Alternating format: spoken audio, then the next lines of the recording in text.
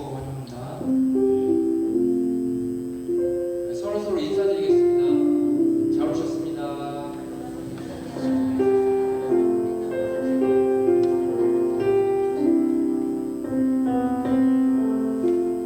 오늘은 어떤 말로 시작할까 고민하다가 여러분도 알고 저도 알다시피 찬양을 부를 때 주님에 대한 뜨거운 마음을 잘 표현하지 못하는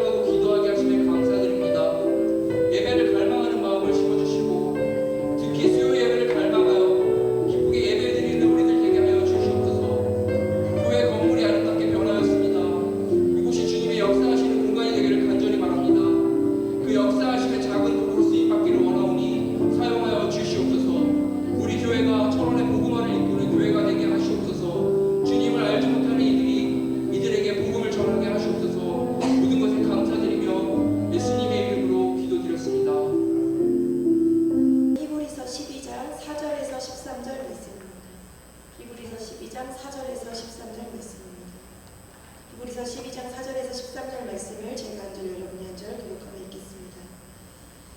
너희가 죄와 싸우되 아직 피 흘리기까지는 대항하지 아니하고 또 아들들에게 권하는 것 같이 너희에게 권면하신 말씀도 잊었도다.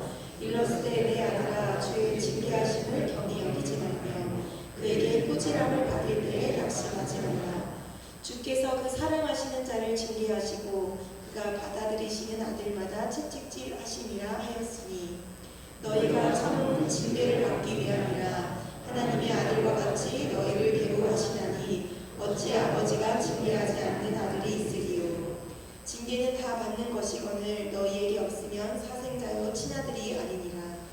또 우리 육신의 아버지가 우리를 징계하여도 공경하였거든 하물며 모든 영의 아버지께 더욱 복종하며 살려 하지 않겠느냐.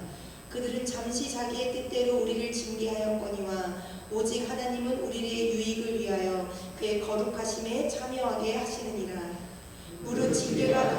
즐거워 보이지 않고 슬퍼 보이나 후에는 그로 말미암아 연단받은 자들은 우와 평강의 열매를 맺느니라. 그러므로 피곤한 손과 연약한 무릎을 일으켜 세우고 너희 발을 위하여 모든 길을 만들어 저는 다리로 하여금 어그러지지 않고 고침을 받게 하라. 아멘. 오늘은 징계가 은혜가 되기까지라는 제목으로 말씀을 나누도록 하겠습니다. 시간 하나님께서 주시는 풍성한 은혜를 나누시는 시간이 되시기를 소망합니다. 네, 같이 인사하겠습니다. 성령 충만하십시오. 말씀 충만하십시오. 날씨가 좀 추워진 것 같아요. 그렇죠? 날씨가 추워졌습니다. 올해는 철원의 가을이 길다고 그렇게 말씀들을 하셨는데 곧 머지않으면 이 나무들은 앙상한 가지를 갖게 될 겁니다. 그런데 우리는 이 나무가 나무 잎사귀를 다 떨칠지라도 그 나무가 죽었다고 말하지 않잖아요.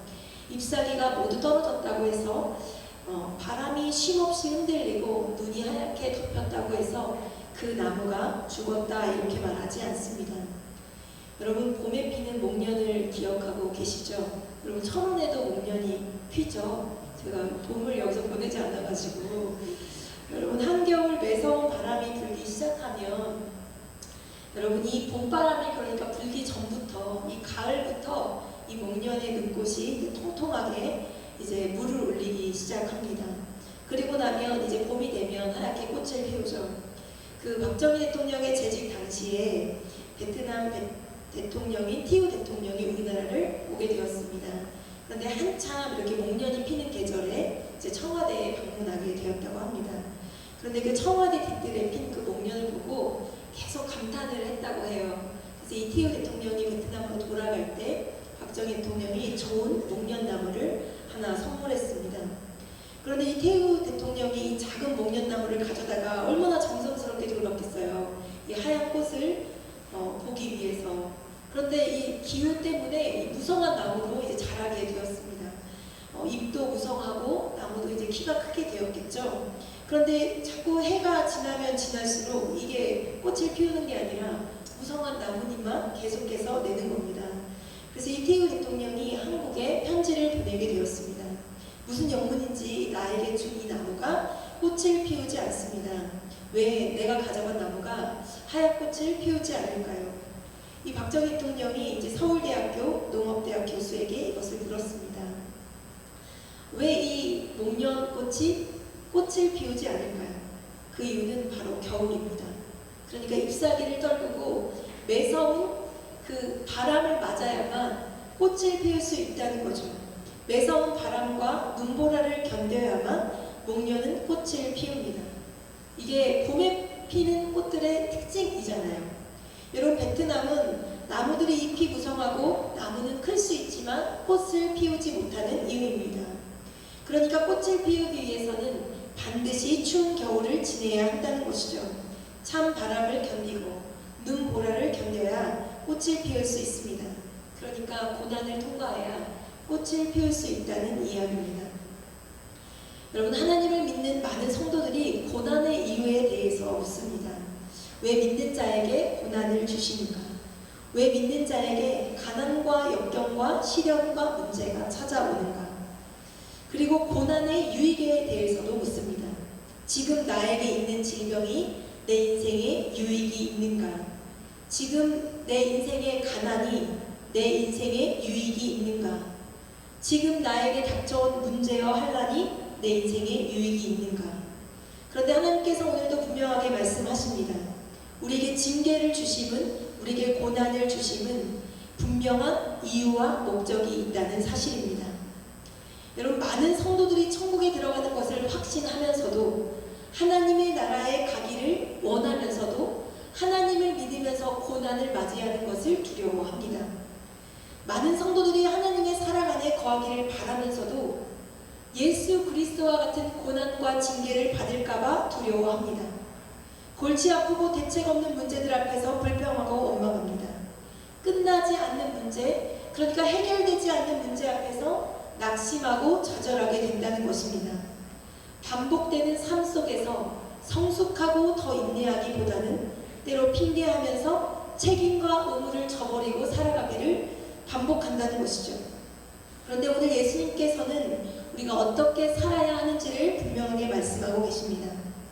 이 히브리서는 1세기 중엽에 초대교회 신학 공동체에게 보낸 편지입니다.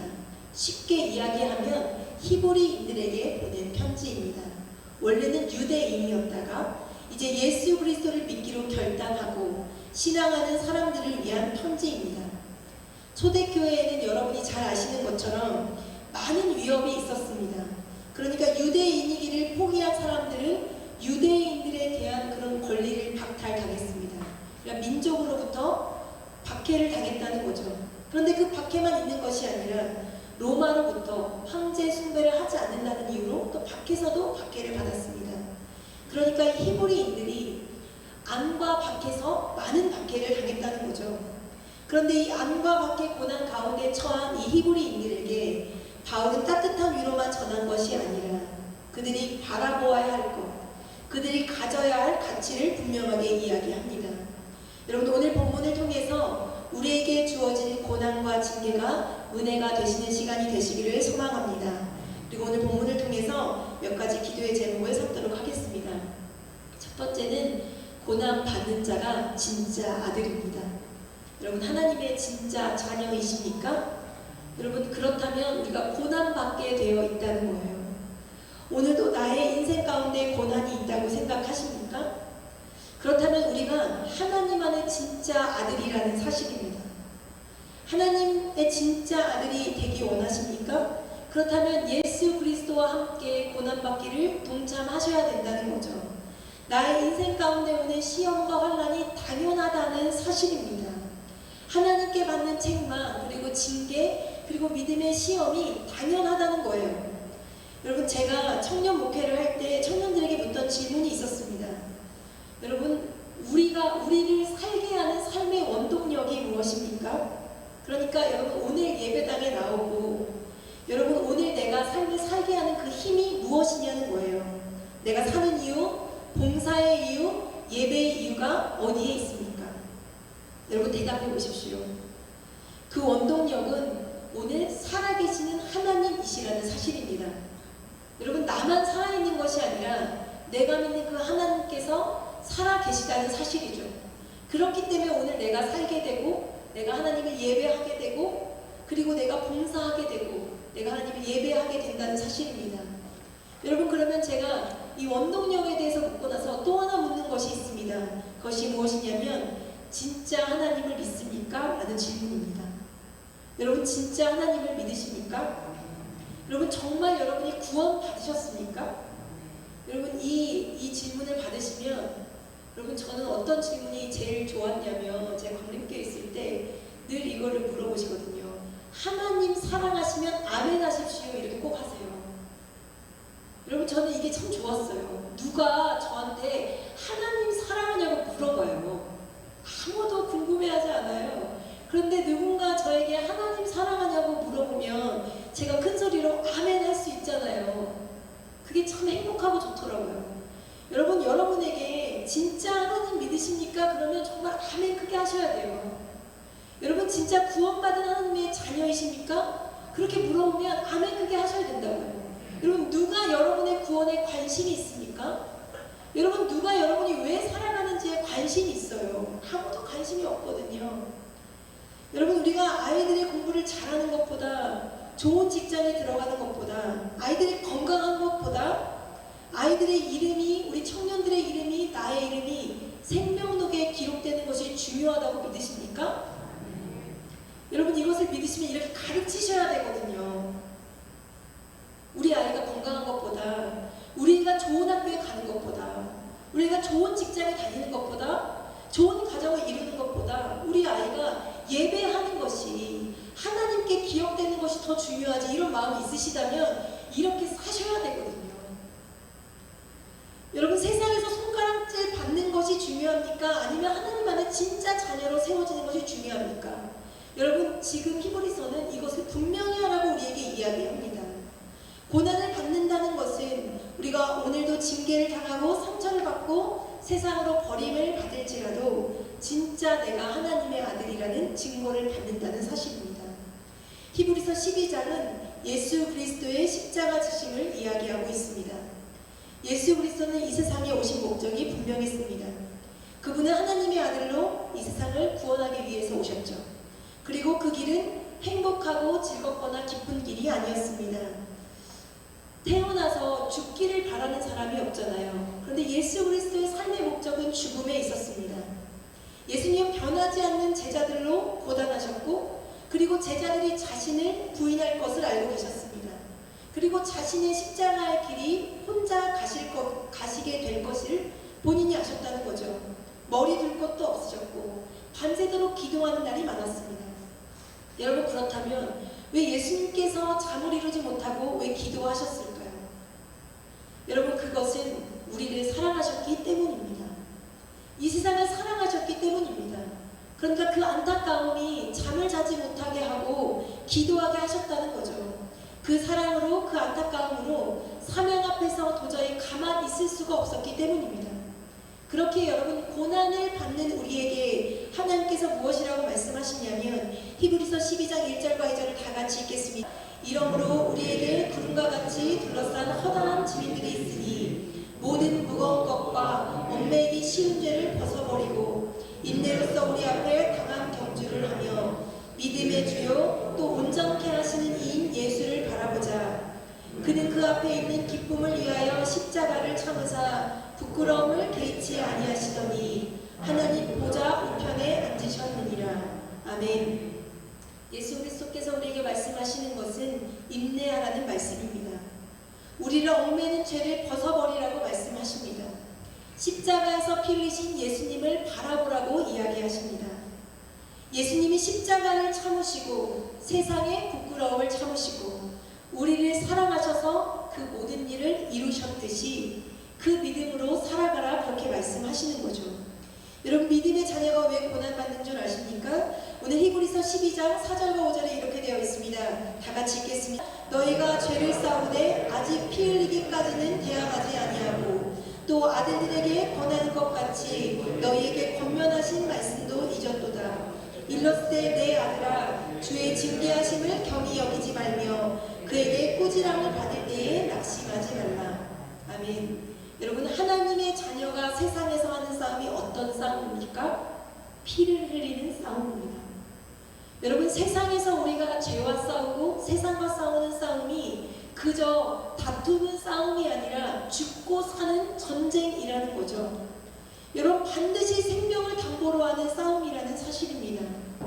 우리의 싸움이 어떤 싸움인지를 잘 알아야 합니다. 죄에 대해서, 악한 것에 대해서, 옳지 않은 것에 대해서 피를 흘리기까지 그런 싸움에 대항하는 싸움이 우리 안에 있는가를 생각해 보아야 합니다. 악에게 지지 않기 위해서 피 흘리기까지 싸워야 하기 때문이죠. 오늘 본문에서 말하는 것과 같이 죄와 싸움은 피 흘림이 있어야 한다고 말씀하고 계십니다. 그런데 우리는 이렇게 피 흘림까지는 대항하지 않는다는 거예요. 여러분, 그렇기 때문에 악에 대해서, 세상에 대해서 승리하지 못하는 것입니다. 여러분, 세상의 전투도 피 흘림이 있습니다. 목숨을 각오로 하는 전투에 승리가 있다는 것을 여러분 잘 아실 겁니다. 그 결의가, 그 희생이 결국 승리하게 합니다. 여러분, 고난과 징계를 두려워하지 마십시오. 하나님의 자녀로 주와 함께 고난을 감당하십시오. 그것을 피하지 마십시오. 이것이 무엇이냐면 하나님께서 우리에게 주시는 훈육과 훈련입니다. 이것이 사랑의 증거라는 거예요. 지금 내가 조금 느린 것 같고, 지금 내가 고난받는 것 같고, 지금 하나님께 책망을 받는 것 같고, 지금 내 삶이 징계와 같을지라도 여러분, 그것이 하나님이 나를 사랑하신다는 증거라는 것을 기억하시기를 바랍니다. 그리고 우리가 하나님의 큰 사명을 감당하게 될 것이라는 증거죠. 인생의 길에서, 신앙의 길에서 만나는 고난을 받아들이십시오. 언제까지 이 고난이 지속될지에 집중하지 말고 오늘 하루 이 고난 중에 살게 하신 하나님의 은혜만을 바라보십시오. 성경은 분명하게 말씀하고 있습니다. 히브리서 12장 8절을 다 같이 읽겠습니다. 징계는 다 받는 것이거늘 너희에게 없으면 사생자요 친아들이 아니니라. 아멘. 여러분, 우리가 하나님의 친아들이 되기 위해서 고난을 받는다는 거예요. 우리에게 오는 신앙의 훈련, 세상의 도전, 몰려오는 문제들을 받아들이고 인내하시기를 소망합니다. 우리와 오늘도 함께 하시는 하나님을 바라보시면서 오직 예수 그리스도를 바라보시면서 하나님의 자녀로 이 세상에서 승리하시는 저와 여러분들이 되시기를 소망합니다. 두 번째는 이 징계받음이 징계받음으로 끝나면 안 되고 은혜가 되어야 한다는 사실입니다. 여러분, 오늘 본문이 징계에 대한 이야기를 하고 있습니다. 그래서 사실 이 3절 이하의 말씀은 사람들이 즐거워하지 않는 말씀입니다. 징계를 받는 것을 좋아하는 사람이 어디 있겠어요? 징계받기 위해서 살아가는 사람도 없습니다. 여러분, 그렇다면 우리에게 고난과 징계가 왜 찾아올까요? 여러분이 이유를 잘 아셔야 됩니다. 하나님이 주시는 고난에 대한 것들은 신앙인들이 가지는 그 해결되지 않은 의문점입니다. 고난과 고통의 이유가 있는가? 이것이 신앙의 의문점이잖아요. 고난과 징계와 고통의 이유는 두 가지로 크게 나눠볼 수 있을 것 같습니다. 첫 번째는 죄에 대한 징계입니다. 여러분, 여러분의 문제가 죄에 대한 징계입니까? 아니면 믿음에 대한 시험입니까? 이것을 분명하게 하셔야 한다는 거죠. 여러분, 하나님께서는 분명히 죄를 용서하시는 분이시지만 하나님께서는 의로우시기 때문에 그의 죄에 대한 책임을 반드시 물으십니다.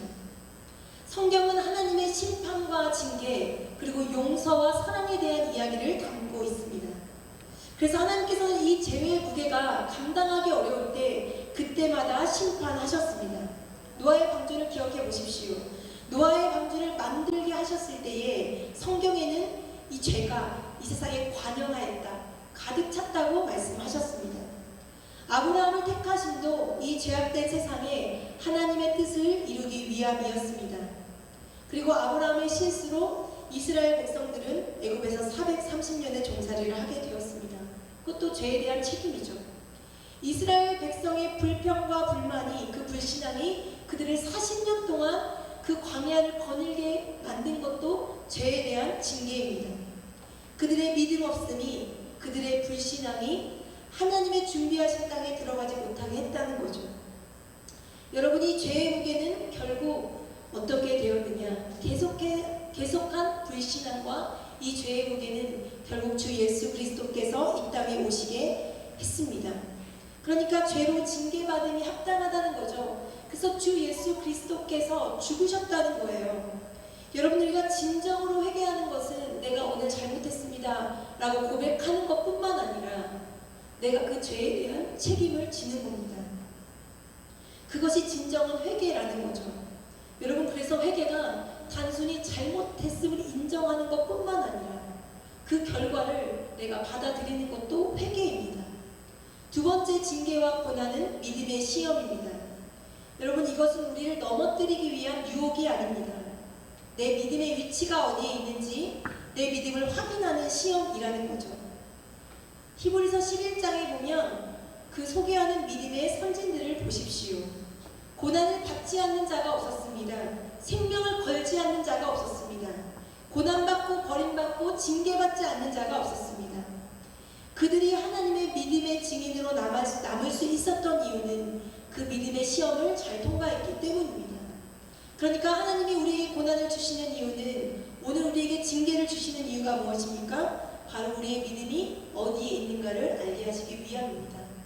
여러분, 해결하기 어려운 문제들이 나에게 찾아오니까 그러면 여러분, 내 믿음이 어디에 있는가를 돌아보아야 한다는 것이죠.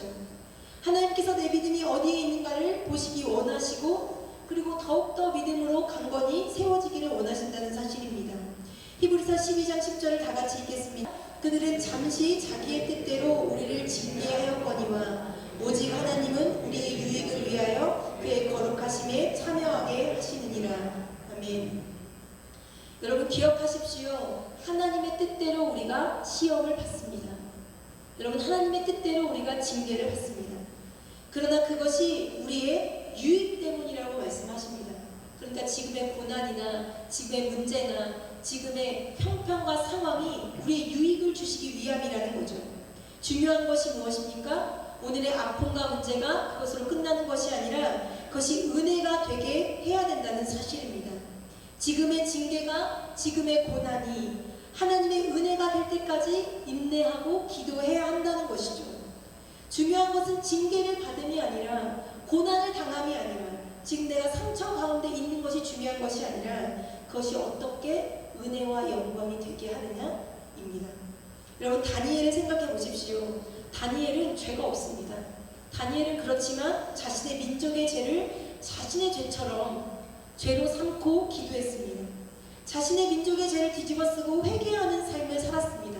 그래서 징계받는 삶을 살았다는 거죠. 그런데 여러분 다니엘은 자신의 신세를 한탄하지 않았습니다. 자신의 유익을 위해서 자신의 지위를 남용하지 않았습니다. 자신의 민족에 대한 징계를 받으면서 감사했다는 거죠. 그리고 믿음을 지켰고 하나님은 그 믿음을 알고 계셨습니다. 다니엘이 살아계신 하나님을 믿었습니다. 그런데 다니엘이 믿는 그 하나님이 어떤 하나님이십니까? 징계가 끝이 나면 그에게 은혜를 베푸실 하나님이셨다는 사실입니다. 그래서 다니엘이 징계가 은혜가 되도록 기도하는 사람이 되었다는 거죠. 그러니까 징계받음으로 징계받는 인생으로 끝나는 것이 아니라 그의 기도로 그의 징계가 하나님 앞에 은혜가 되고 영광이 되게 하였다는 겁니다. 여러분 우리에게 어떤 사명이 있을까요? 여러분 우리가 고난 가운데 있을지라도 우리가 우리의 가정에, 나의 인생에, 우리의 교회에, 우리의 민족에 이 고난이, 이 아픔이 은혜가 되게 하는 사명이 있다는 것을 기억하십시오. 징계가 은혜가 되게 하시는 그 하나님을 바라보시기를 소망합니다. 우리에게 허락하신 고난도 은혜라고 고백하시는 저와 여러분들이 되시기를 소망합니다. 여러분 이제 11월이 조금 더 지나면 대림절이 오잖아요. 그러면 예수님을 기다리는 때를 맞이합니다. 여러분 세상은 화려하고 세상은 들뜨지만 여러분 사실 이때에 우리가 예수 그리스도의 죽음을 기억해야 할 때입니다. 예수님의 십자가의 죽음이 슬픔과 절망이었습니까? 여러분 예수 그리스도의 죽음이 죄에 대한 징계였지만 그것은 우리에게 생명과 영원한 구원과 은혜와 기쁨이 되었다는 것을 기억해야 됩니다. 그래서 여러분 우리가 기도로 고난을 넘어서 하나님의 은혜까지 나아가시는 저와 여러분들이 되시기를 소망합니다. 마지막으로 성도의 삶의 목적은 깨끗함과 거룩함에 있다는 겁니다. 여러분 그러니까 오늘 우리가 문제 가운데 고민하고 예배하고 기도하고 주님 앞에 엎드리는 이유는 결국 우리가 주님 앞에 거룩하게 세움받기 위함이기 때문입니다. 제가 인터넷 기사에서 라지포울이라는 소나무에 대한 이야기를 읽은 적이 있습니다. 미국의 옐로우스톤이라는 국립공원이 있었습니다. 그런데 이 국립공원이 얼마나 크냐면 우리나라의 한 도처럼 이렇게 크다고 하거든요. 그런데 이 큰 국립공원에 산불이 나게 되었습니다. 정말 오랜 시간 계속해서 불타는 이 산불 속에서 이 국립공원은 남는 것이 없었습니다. 그러니까 우리나라의 한 도가 다 새카맣게 타버리게 되었습니다. 그런데 이 공원에 이 라지포울이라고 하는 상록수가 자라고 있었습니다. 이 소나무는 솔방울이 굉장히 특이한데 벌어지지 않는 솔방울이 나무에 달려 있습니다. 그래서 많은 사람들이 이 나무는 이 솔방울이 떨어지지 않고 나무에 이렇게 매달려 있는 그냥 이런 나무이구나 이렇게 생각했습니다. 그래서 원래 이 나무가 이렇게 생겼구나 이렇게 생각했다는 거죠. 그런데 이 옐로우스톤에 대화재가 났을 때 모든 나무가 다 타게 되고 그리고 모든 열매들이 다 소실되고 동물들이 다 죽게 되었을 때 바로 이 라지포울의 솔방울이 벌어지게 되었습니다. 그러니까 이 솔방울이 벌어지는 조건, 이 솔방울이 다시 씨앗을 퍼뜨리는 조건이 무엇이냐면 강한 열에서만 열리게 되어 있다는 거죠. 그러니까 위기 가운데 씨앗을 남기는 그런 나무가 있었다는 거예요. 모든 것이 불탔지만 그 이듬해에 가장 먼저 싹을 틔운 나무는 이 바로 라지포울이라는 이 상록수였습니다. 그리고 이 도립공은 어떻게 되었을까요? 이 라지포울의 소나무가 가득 차게 되었다는 거죠. 여러분 믿음이 그렇습니다. 강한 열을 받아야만 진짜 믿음이 나온다는 거죠. 여러분 고난과 징계 앞에서 진짜 믿음이 나온다는 거예요. 여러분 진짜 친한 친구는 어떤 친구입니까? 내가 고난 가운데 있을 때에 나에게 손을 내미는 친구가 진짜 친구잖아요. 그런 것처럼 내 진짜 믿음이 언제 나오는가? 내가 정말 모든 것을 다 잃게 되었을 때, 내가 강한 열을 받게 되었을 때, 강한 고난을 받게 되었을 때 그때 나에게 새로운 소망, 새 믿음이 나온다는 사실입니다. 여러분, 성도의 삶의 목적이 행복함이나 평안함이 아니라는 것을 기억하십시오. 여러분, 예수 그리스도를 믿는 것이 행복함을 위해서입니까? 평안함을 위해서입니까? 여러분, 그렇다면 잘못 선택하셨습니다. 여러분, 예수 그리스도를 믿는 것은 주 예수 그리스도처럼 살기 위해서 우리가 예수 그리스도를 믿는 겁니다. 주님이 주신 그 천국, 주님이 주신 영원한 생명, 주께서 주시는 그 소망을 보기 위함입니다. 예수 그리스도의 죽으심이 부활이 되셨듯이 우리 인생이 그렇게 된다는 거죠. 여러분, 성도의 삶은 고난으로 끝나는 것이 아닙니다. 오늘의 고난이 끝나면 우리가 어떻게 되는지에 대해서 분명하게 성경은 이야기하고 있습니다. 이 고난이 죄에 대한 징계라면 그 죄를 깨끗게 씻게 되어서 더 거룩하게 될 것이고, 이 징계가 믿음의 시험에 대한 징계라면 더욱더 단련된 믿음, 정금과 같은 믿음의 삶을 살게 될 것입니다. 히브리서 12장 10절과 11절에 이렇게 되어 있습니다. 이 구절을 다 같이 읽겠습니다. 그들은 잠시 자기의 뜻대로 우리를 징계하였거니와 오직 하나님은 우리의 유익을 위하여 그의 거룩하심에 참여하게 하시느니라. 무릇 징계가 당시에는 즐거워 보이지 않고 슬퍼 보이나 후에 그로 말미암아 연단받은 자들은 의와 평강의 열매를 맺느니라. 아멘. 여러분, 고난의 열매는 성도의 거룩함이 있습니다. 그리고 이 연단을 받을 사람의 열매는 의와 평강의 열매라는 것을 기억해야 됩니다. 이제 하나님의 자녀로 주 예수 그리스도의 사람에게 남은 것이 무엇일까요? 그것이 이제 믿음의 경주가 있다는 거죠. 여러분, 우리가 징계를 받았습니다. 우리가 하나님의 거룩함에 참여하게 되었습니다. 그런데 이게 끝나는 것이 아니라 내가 하나님 앞에 설 때까지 계속되어지는 경주라는 사실입니다. 그래서 하나님께서 우리에게 무엇이라고 말씀하셨냐면 히브리서 12장 12절에 이렇게 말씀하십니다. 그러므로 피곤한 손과 연약한 무릎을 일으켜 세우고, 피곤해질지라도 무릎이 연약해질지라도 세우라고 말씀하십니다. 우리가 끝까지 믿음을 지킬 수 있는 이유가 어디에 있습니까? 갑자기 큰 은혜를 받는 게 아니죠. 비가 오나 눈이 오나 햇빛이 있거나 구름이 있거나 변하지 않고 우리를 온전하게 하시고 우리의 목표 되시는 예수 그리스도를 바라보고 뛰는 것입니다. 그러니까 피곤해도 손을 내리지 않고 주저앉고 싶어도 주저하지 않고 꾸준하게 주님만 바라보며 뛰는 것이 승리의 비결이라고 이야기하고 있습니다. 이사야 35장 3절과 4절을 다 같이 읽겠습니다. 너희는 약한 손을 강하게 하며 떨리는 무릎을 굳게 하며 겁내는 자들에게 이르기를 굳세어라, 두려워하지 말라.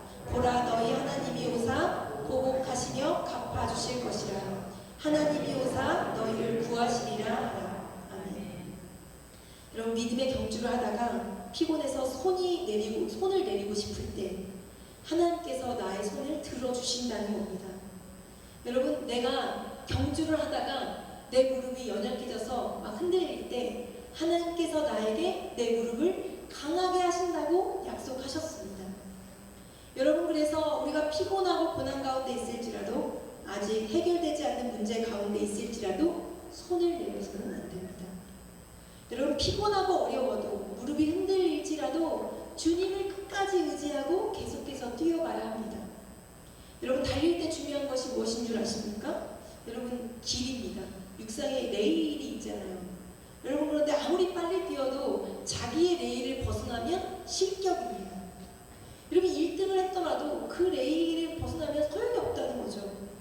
그러니까 우리가 이 경주를 하면서 바라보아야 할 것이 무엇이냐면 하나님을 바로 바라보는 것입니다.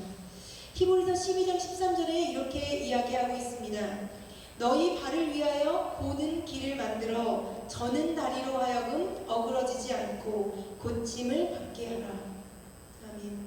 저는 다리로 하여금 어그러지지 않게 하고 고침을 받게 하라. 그런데 이것을 거꾸로 이야기하면 그렇게 하기 위해서는 어떻게 해야 합니까? 바른 길을 만들어야 한다는 거죠. 여러분, 이 길을 경주에 갈 때 하나님께서 그 준비하신 면류관을 우리가 받을 수 있다는 사실입니다. 여러분, 고난 가운데 계십니까? 저는 여러분의 그 삶을 제가 깊이 알 수 없잖아요. 여러분도 제 삶을 깊이 알 수 없는 것처럼 우리가 속속들이 다 알 수는 없지만 여러분의 삶 가운데에 고난 가운데 계시는 분들이 아마 계실 거라고 생각합니다. 삶이 고단하고 지치고 아직까지 나의 마음에 해결되지 않는 문제들이 있으십니까? 하나님 앞에 그 고난이 그 징계가 나에게 은혜이심을 고백하시기를 바랍니다. 그리고 하나님의 자녀만이 하나님의 징계와 고난을 받고 더욱더 거룩하여진다는 것을 기억하십시오. 여러분, 우리가 성도를 빛이라고 하잖아요. 그런데 여러분, 중요한 것은 그것이 큰 빛이냐 작은 빛이냐 그것이 중요한 것이 아닙니다. 꺼졌느냐 꺼지지 않았느냐 그것이 가장 중요합니다. 오늘 내가 기도할 수 있느냐, 오늘 내가 예배할 수 있느냐, 오늘 내가 주를 바라볼 수 있느냐, 그것이 더 중요합니다. 여러분, 경주를 하는 것이 중요한 거예요. 빠르냐 느리냐가 중요한 것이 아니라 바른 레일에서 내가 오늘도 쉼없이 경주를 하고 있느냐, 그것이 더 중요하다는 거죠. 여러분, 꺼지지 않는 불은 그 앞에서 어둠이 물러가게 되어 있다는 것을 기억하십시오. 오늘 내가 쉬지 않으면 언젠가 내가 정말 느린 걸음의 경주라고 할지라도 목표까지 도착한다는 것을 기억하십시오. 오늘이 고통스럽고 오늘도 의심이 되고 어려울수록 우리가 더 십자가를 바라보아야 합니다. 세상의 부끄러움과 수치를 이기시고 승리하신 증거인 그 십자가를 바라보십시오. 그리고 예수님께서 나를 사랑하셔서 잠을 이루지 못하시고 인내하시고 기도하신 것을 기억하십시오. 그 주 예수 그리스도의 사랑을 내 마음에 새기십시오. 예수님의 사랑을 사명을 바라보시고 또 끝까지 믿음의 경주를 하셔서 함께 승리하시는 저 여러분들이 되시기를 소망합니다. 제가 우리 찬양하고 기도하도록 하겠습니다.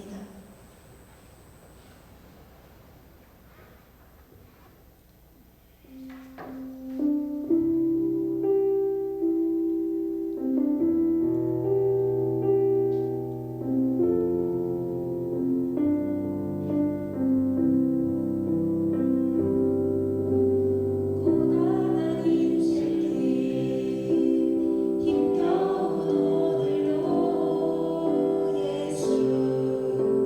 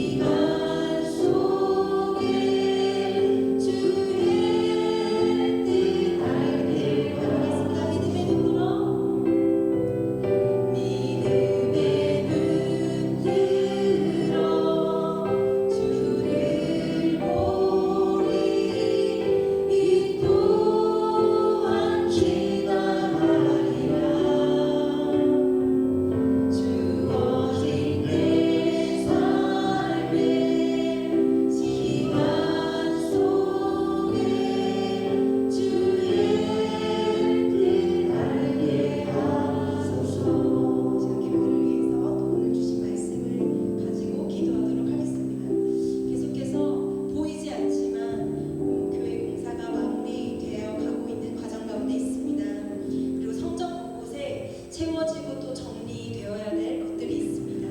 그것들을 함께 위해서 기도해 주시고 또 아름답게 성전이 채워지고 또 세워질 수 있도록 마지막까지 기도해 주시기를 부탁을 드립니다. 그리고 오늘 교회를 위해서 함께 기도할 때 제가 여러분의 기도 제목을 드리면 여러분 아멘으로 화답하시고 또 그 기도의 제목을 가지고 기도하도록 하겠습니다. 하나님 목사님과 교회 리더십에게 지혜와 분별력을 허락하여 주시옵소서. 마지막까지 교회의 모든 마무리 공사가 은혜롭게 진행되게 하여 주시옵소서. 이 성전에 성령의 임재가 충만하게 하시고 이 성전을 통하여 주님의 사랑이 흘러가게 하여 주시옵소서.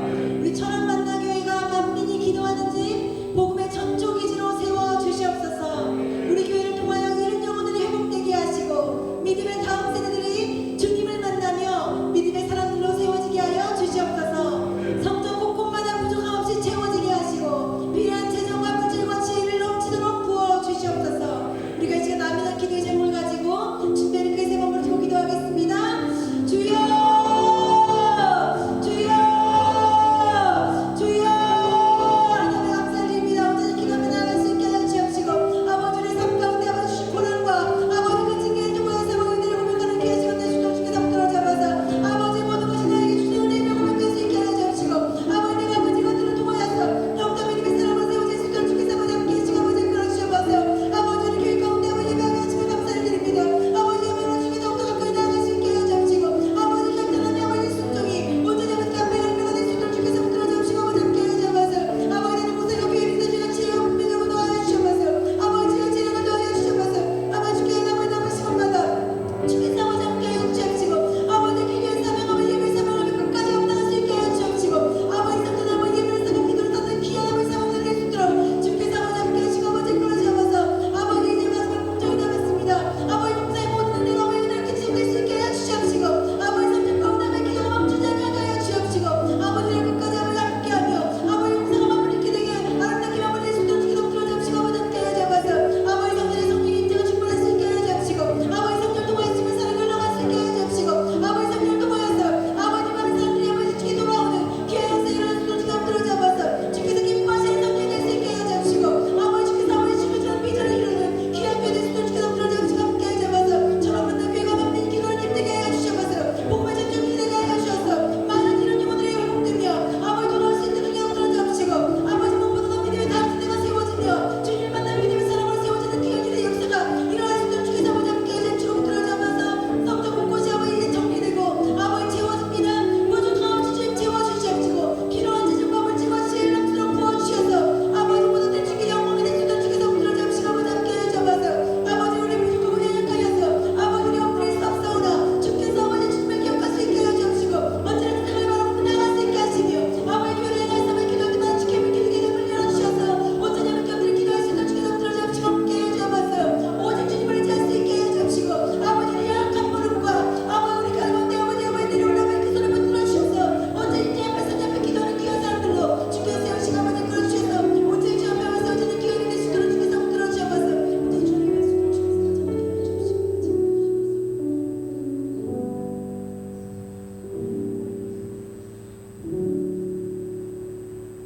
하나님 아버지 감사합니다. 오늘도 우리에게 생명 주시고 또 우리를 부르시고 우리가 하나님 앞에 예배할 수 있게 하심에 감사를 드립니다. 또한 하나님 우리를 불러주셔서 하나님의 자녀 삼아주시고 때를 따라 때로는 은혜를 때로는 징계를 때로는 사랑으로 우리를 성장하게 하시니 감사를 드립니다. 날마다 주님을 바라보며 손을 높이 들고 연약한 무릎을 강건하게 세우며 끝까지 믿음의 경주를 이루어가는 성도들 되게 하여 주시옵소서.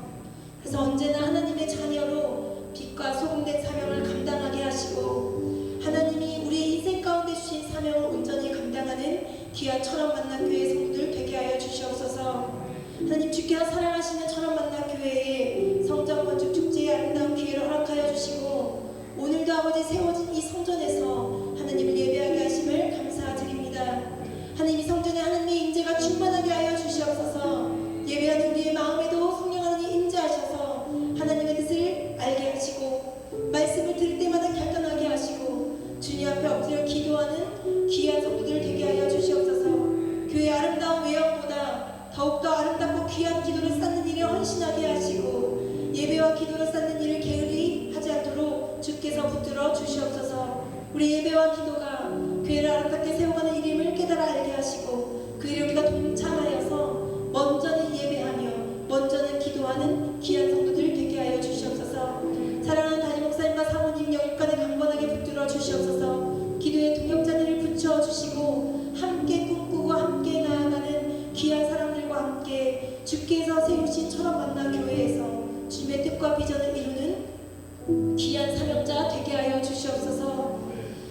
교회의 모든 일들과 지방의 일들을 돌보실 때에 주님 강한 발로 붙들어 주셔서 하나님의 사명을 감당하는 데 부족함 없게 하시고 언제나 주께서 인도하시고 모든 길을 보호하시고 붙들어 주시옵소서.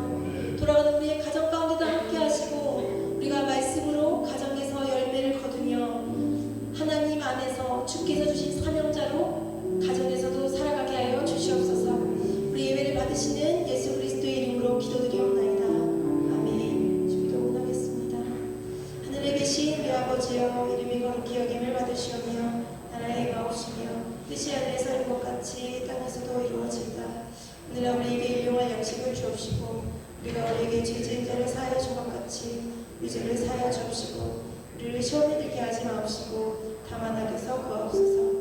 대개 나라와 권세와 영광이 아버지께 영원히 있사옵나이다.